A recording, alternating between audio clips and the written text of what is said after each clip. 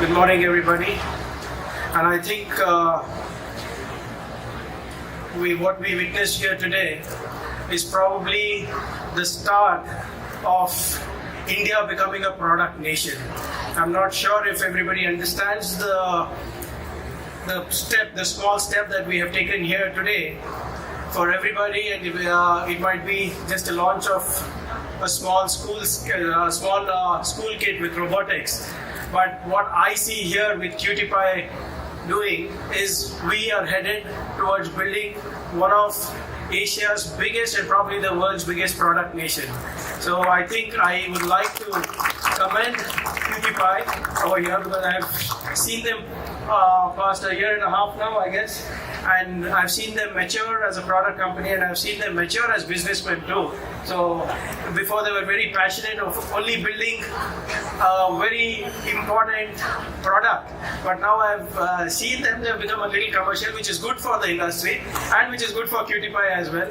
And more importantly, what is good is that they are able to make their products more affordable at the school level, because this is where the foundations are laid. And I'm sure that with the kind of thinking the founders of QtPi come with, and actually I didn't know that you had 2 women directors. You should have actually, if you had probably told earlier, you would have qualified for a higher fund also. But I'm not sure if that was revealed in, it's never too late. So you'll have to talk to the director now. I'm sure that since she herself is also very passionate about driving women entrepreneurship, I'm sure she can find something out of the box for that.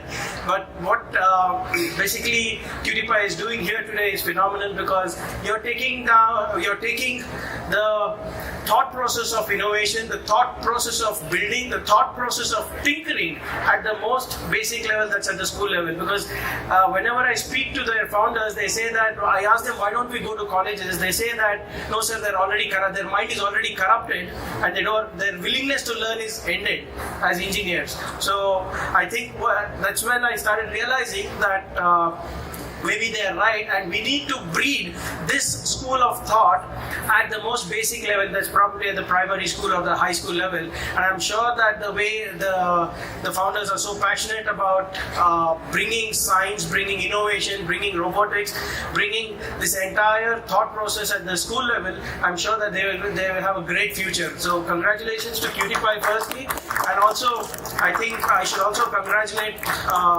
the director Vinod Priya, Mr. Krishna, Satya, and everybody, the whole team, the startup cell over here who recognizes such startups, and I think you've been funded 20 lakhs by the government earlier. Yes, so and I think probably you should apply for Unnati for a double funding, because I'm sure that if you go ahead with this social impact analysis, I'm sure the impact will be huge, and the government is doing more than it can to ensure innovation is bred at the bottom of the pyramid.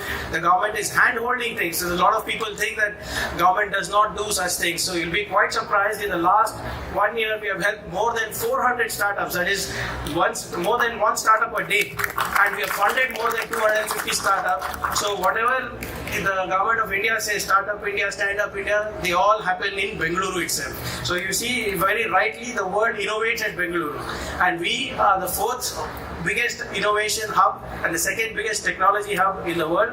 And I'm sure it is because of young, dynamic and energetic and innovative, disruptive people like the QtPi Foundation that helps Bengaluru maintain its high standards of innovation. So congratulations to the entire QtPi team, and also to the government of Karnataka for identifying such startups that help us make ourselves a very proud product nation in the future. Thank you so much for having me on.